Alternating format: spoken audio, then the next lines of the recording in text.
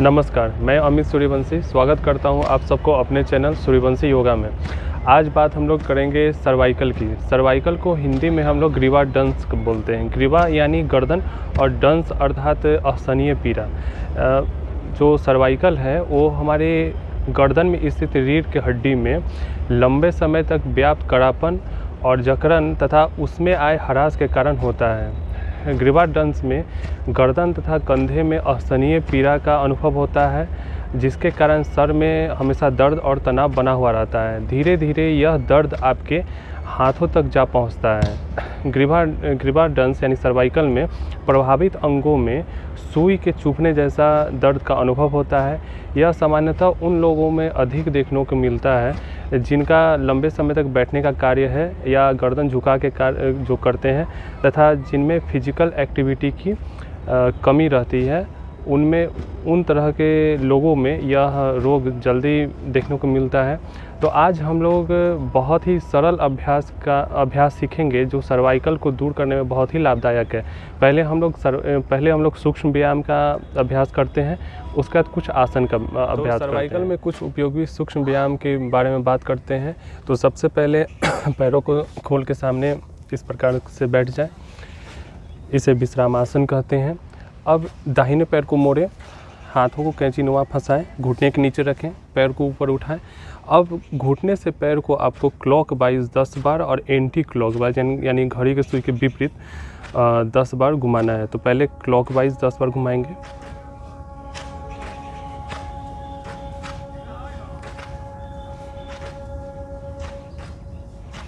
अब anti clock wise.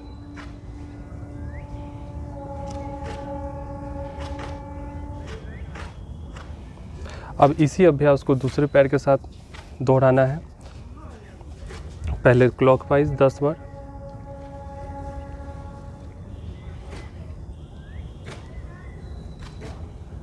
अब फिर एंटी क्लॉकवाइज।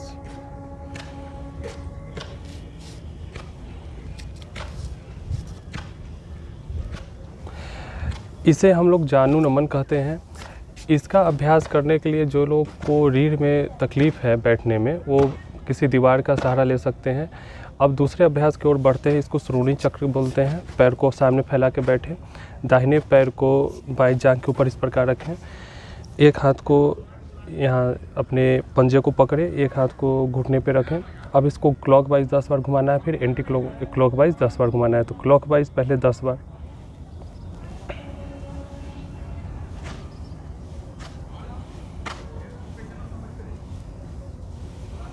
और फिर एंटी क्लॉकवाइज।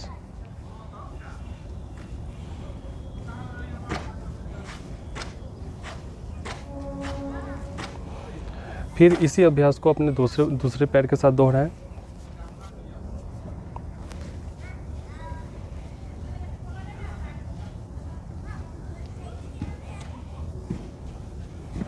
फिर एंटी क्लॉकवाइज।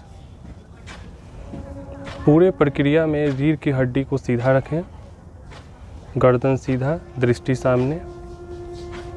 अब तीसरे अभ्यास की ओर बढ़ते हैं, जिसको हम लोग कोहिनी चक्र बोलते हैं। इसमें आप पालथी लगा के इस प्रकार बैठ जाएं। जिन्हें तकलीफ है वो दीवार का सहारा ले। दाहिने हाथ को मोड़ के कंधे पर इस प्रकार रखें, दूसरे हाथ से केहनू को पकड़े। अब इसे 10 बार क्लॉकवाइज घुमाना है, 10 बार एंटी क्लॉकवाइज। तो पहले क्लॉकवाइज,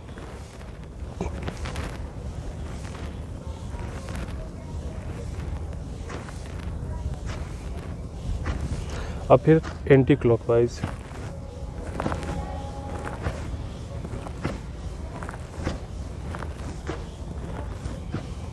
फिर इसी क्रिया को दूसरे हाथ के साथ दोहराएं, क्लॉकवाइज 10 बार,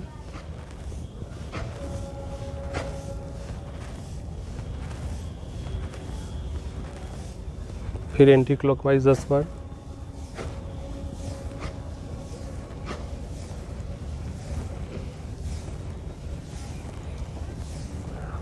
अब हो गया। अब सूक्ष्म व्यायाम के सबसे आखिरी अभ्यास का समय है। उसके लिए आप स्कंद चक्र उसका नाम है। दोनों हाथ को मोड़ के कंधे पर इस प्रकार रखें, सामने लाएं, कोहनी मिला हुआ। अब इसे पूरा घुमा के फिर सामने वापस लाना है। तो 10 बार क्लॉकवाइज, फिर 10 बार एंटी क्लॉकवाइज यानी उल्टा। तो पहले क्लॉकवाइज के,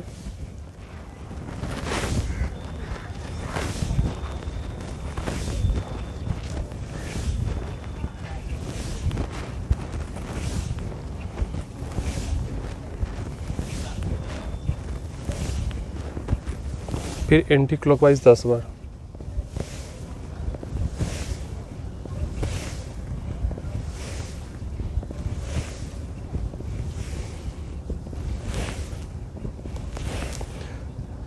अब धीरे धीरे आपको अभ्यास की संख्या को बढ़ाना है। जैसे जैसे आपको दर्द में आराम मिले तो वैसे वैसे आप अभ्यास में आगे बढ़ते बढ़ते आप गिनती को बढ़ाते चलें। अब बात करते हैं हम लोग सर्वाइकल में कुछ उपयोगी आसन के बारे में। अब सर्वाइकल में कुछ उपयोगी आसन के बारे में बात करने जा रहा हूँ। तो सबसे पहले आप पीठ के बल लेट जाएं। पहला अभ्यास का नाम अद्वासन है।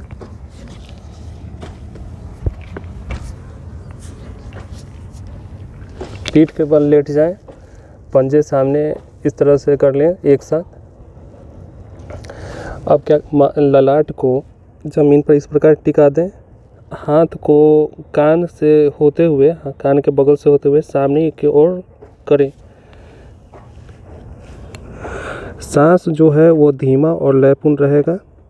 हाथ एकदम सीधा, गर्दन सीधा, रीढ़ की हड्डी सीधी, सांस सामान्य और लयपूर्ण। इस अवस्था में आप शुरुआत में 3 से 5 मिनट के अवधि तक रहें। इसका नाम अद्वासन है।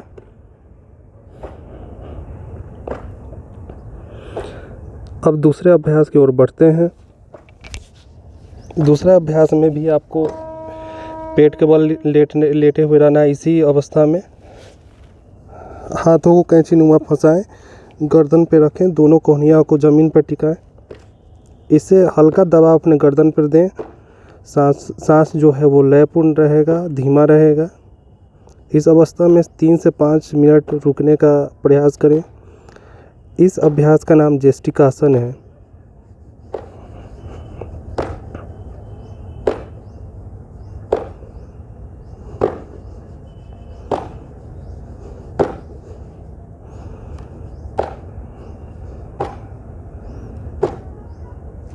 अब तीसरे अभ्यास की ओर बढ़ते हैं। हाथों को अपने वक्ष के पास रखें, कोहनियाँ पीछे और सटा हुआ रहना चाहिए इस प्रकार। अब क्या करना है, आपको सांस लेते हुए नाभि से शरीर को ऊपर उठाना है। गर्दन सीधी, भुजाएं सीधी, भुजाएं कंधे सीधी, कोहनी हल्का मुड़ा हुआ रहेगा। सांस लेते हुए शरीर को ऊपर उठाएं। इसका नाम भुजंगासन है।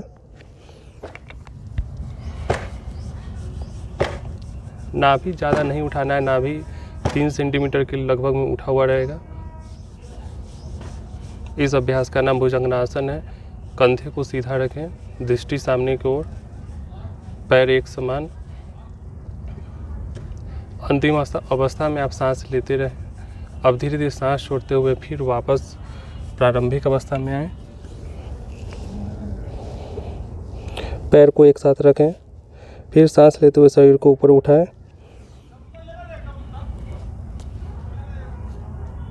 फिर सांस छोड़ते हुए प्रारंभिक अवस्था में।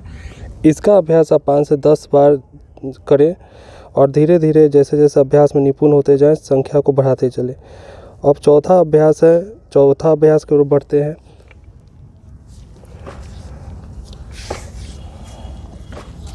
चौथे अभ्यास के लिए सबसे पहले आप वज्रासन की स्थिति में आए। उसके बाद घुटने पे अपने खड़े हो जाएं, फिर और झुके। हथेलियों के बीच कंधे इतना सामान्य दूरी पर रखें। दोनों पैर एक साथ रहेंगे। अब आपको सांस लेते हुए गर्दन को ऊपर करना है और रीढ़ की हड्डी को नीचे की ओर करना है। इसका नाम मर्जारी आसन है।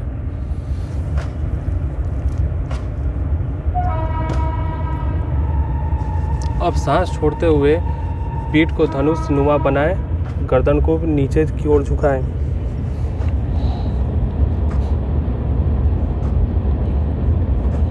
यह एक चक्र हुआ।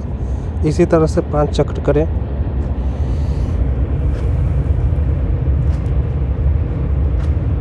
पूरे अभ्यास में हाथ सीधा, पीठ नीचे की ओर प्रारंभिक अवस्था में, गर्दन ऊपर। सांस छोड़ते हुए धनुषनुमा आकार बनाएं।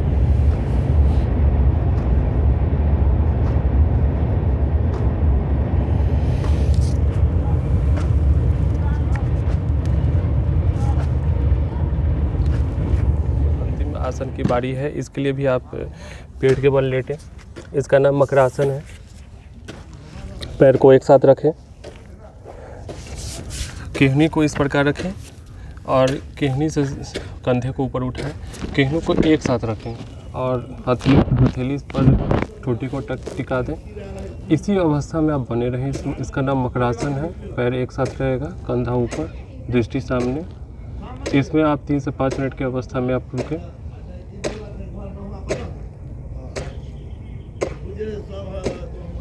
यह ध्यान रखें कि हाथों की स्थिति न वक्ष से ज़्यादा दूर हो न नज़दीक हो, बीच में कोहनी एक साथ रहेगी।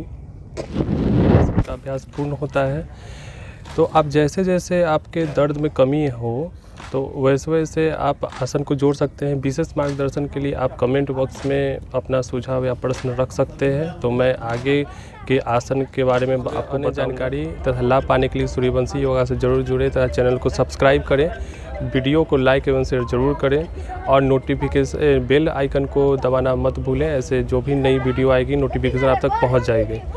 तो बहुत जल्द ही मिलते हैं दूसरे वीडियो में।